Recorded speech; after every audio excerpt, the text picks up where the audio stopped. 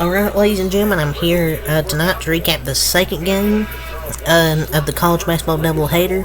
I recapped Seton Hall and Providence. We got an upset there with Seton Hall taking down number 23 Providence. Well, we got another upset here. Miami taking down number 16 Clemson, 95-82 reaction. Miami went off in that second half, outscoring Clemson 60-41 because they were down 41-35 at halftime.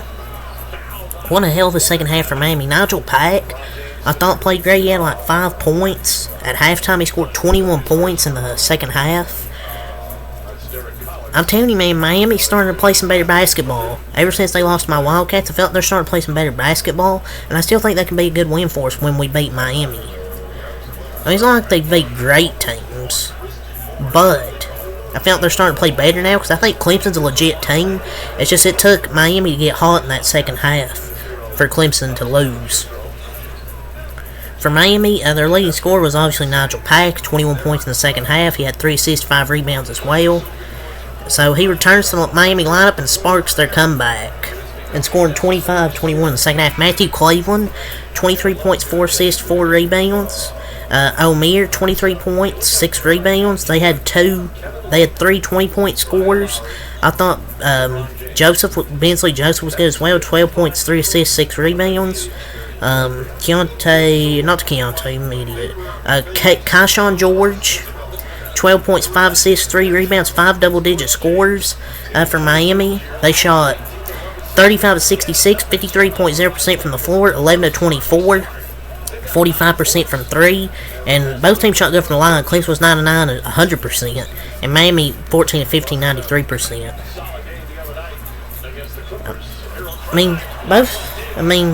Clemson had 11 turnovers, Miami had 9. The turnovers really wasn't an issue. It's just Clemson's defense really struggled in the second half to get a stop. They couldn't stop Miami. Miami was scoring at will in the paint from 3. And they got some buckets there at the end, including a steal off one of the inbounds to make it a 13-point game there at the end. Just Clemson's defense really struggled in the second half. Just too many turnovers, and they just couldn't consistently make their 3-pointers. So a good win, though, for Miami, for sure. At home, they really needed this game to improve to 11-2. Both teams now 11-2 there in the ACC. I still feel like Miami can be a threat because I like what they had with Nigel Pack, Matthew Cleveland, their guards. They didn't have one of their guards, I forgot what his name is, but he's a really good one as well. But Miami's defense really tightened up in the second half. I mean, I know Clemson still scored 41 points. Most of near the end was kind of just garbage points, honestly. I thought their defense really tightened up, and then Miami's offense started to finally get going, especially from the 3-point land and in the paint as well. I mean, Clemson shot 45%, but they didn't shoot as well as Miami did. They made 11 threes as well, but 36%.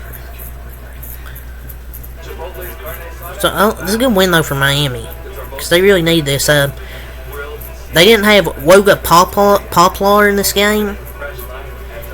And Nigel Pack returned from his 2-game absence, scored his most points since mid-November. Matthew Cleveland and Omer were excellent. And Saturday afternoon, I forgot who they play. I forgot who fucking Miami plays next.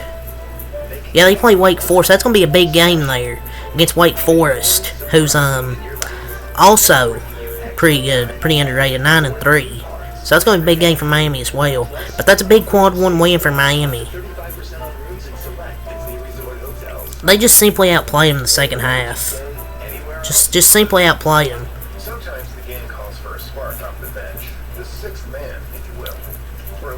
Their coach is so good, man.